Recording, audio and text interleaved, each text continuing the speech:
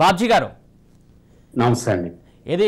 ఏదైతే శ్రీనివాస్ గారు అన్నట్టు జవాబు లేనప్పుడే ఇక్కడ వ్యక్తిగత దూషణలకు వెళ్తున్నారు అంటున్నారు. ఇప్పుడు ఆంధ్రప్రదేశ్లో ఇది వైసీపీకి సంబంధించి అలాగే బీజేపీకి సంబంధించి అదే అనుకోవాలా, లేకుంటే ఇంకా వేరే ఏమైనా కోణాలు ఉన్నాయా?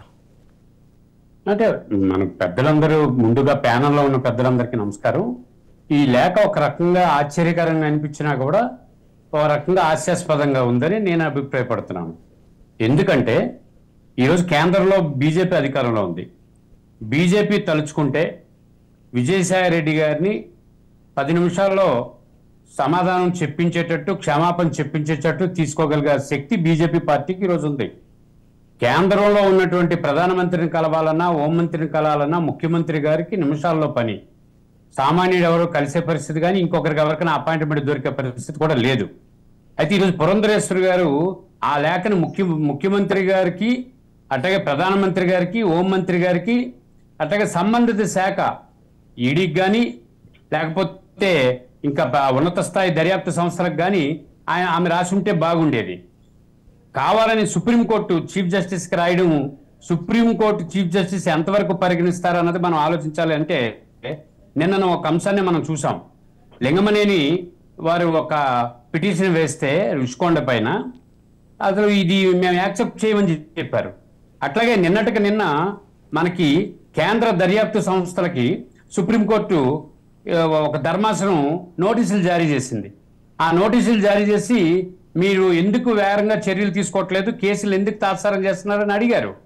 ఈరోజు పురంధరేశ్వరి గారి పైన విజయసాయి రెడ్డి గారు వ్యక్తిగత దోషాలు చేసినటువంటి వాస్తవం. కానీ ఇక్కడ ఒక అంశాన్ని మనం గుర్తుంచుకోవాలి. ఇక్కడ పురంధరేశ్వరి గారు మాట్లాడినా, బీజేపీ వాళ్ళు రాష్ట్ర ప్రభుత్వాన్ని ఎండగడుతున్నా, అవతల పెద్దలతోటి ఇక్కడ ముఖ్యమంత్రి గారికి సయుద్ధ సంబంధాలు ఉన్నాయన్నది జగమెరిగిన సత్యం. వీళ్ళు ఎంత గొడవ చేస్తున్నా మనం ఈ సందర్భంగా ఒక మాట చెప్పుకోవాలి. కన్నా లక్ష్మీనారాయణ గారున్నా, సోము వీర్రాజు గారున్నా, లేకపోతే ఇప్పుడు పురంధరేశ్వరి గారున్నా, వీళ్ళు ఏం మాట్లాడినా సరే ప్రజలు విశ్వసించట్లేదు. ఎందుకు? సరాసరి ఇప్పుడు విజయసాయి రెడ్డి గారు, జగన్మోహన్ రెడ్డి గారే బీజేపీ కేంద్రంలోని పెద్దలతోటి అన్ని రకాల కార్యక్రమాలు నిర్వహిస్తున్నారన్నది వారికి కానీ మనకు కానీ తెలియని అంశం అయితే కాదు.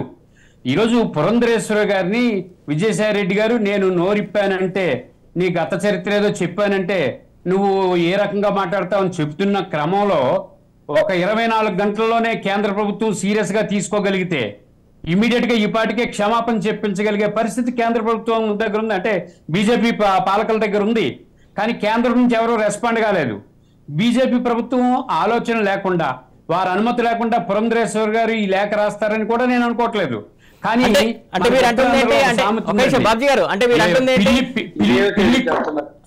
కాలు ఎద్దు మడితే ఎలక్కాసి ఎర్రగా చూసిందని నేనేమంటున్నానంటే, సుప్రీంకోర్టు సీజేకి లేఖ రాయటం వల్ల జరిగే పరిణామాల సంగతి అటుంచి అసలు హోంమంత్రి కానీ ప్రధానమంత్రి కానీ ఈ అంశాన్ని సీరియస్ గా తీసుకుంటే ఈ పాటికే కేంద్ర దర్యాప్తు సంస్థలు జూలు విధిల్చే పరిస్థితి ఉన్నది కదా. అటువంటిది వారికి చెప్పకుండా, వారికి చేయకుండా ఇప్పుడు రాష్ట్రంలో బీజేపీ పార్టీ అధ్యక్షురాల్ని ఆయన తిడుతూ ఆయన కేంద్రంలో సంబంధాలు నెరుపుతుంటే కేంద్రం నుంచి ఒక మంత్రి కూడా